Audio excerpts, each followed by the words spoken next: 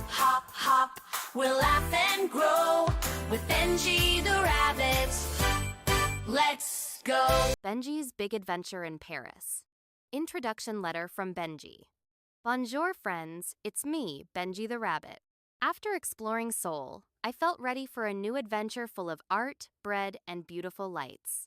So I packed my red backpack and flew to Paris, the city of light. In this book, I'll take you to famous places like the Eiffel Tower and secret gardens where I found peace and magic. At each stop, you'll learn simple English words, read fun stories, and answer a few questions. Let's eat croissants, take pictures, and speak English together. Your travel friend, Benji the Rabbit. Chapter 1. Historical Places. 1. Eiffel Tower. Benji stood under a tall iron tower. It touched the sky. "This is the Eiffel Tower," he whispered. "It's even bigger than I dreamed." He took the elevator to the top. The city looked small below. He saw parks, the river, and little red rooftops. Benji took a deep breath.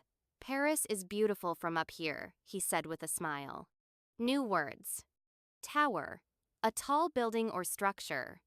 Elevator, a machine that moves people up and down. Rooftop, the top of a building. Questions. What did Benji ride to the top of the Eiffel Tower? What is a tower? What do you think Benji saw from the rooftop? 2. Notre-Dame Cathedral. Benji walked to a big stone church called Notre-Dame. Its windows were full of colors. The walls were tall and quiet. Inside, Benji sat on a bench and looked around. A bell rang from the top. He saw a carving of a funny monster on the wall. "These are called gargoyles," he said. "They protect the church." New words. Cathedral, a big, important church. Gargoyle, a stone monster statue on a building. Bench, a long seat. Questions. What sound did Benji hear at the top?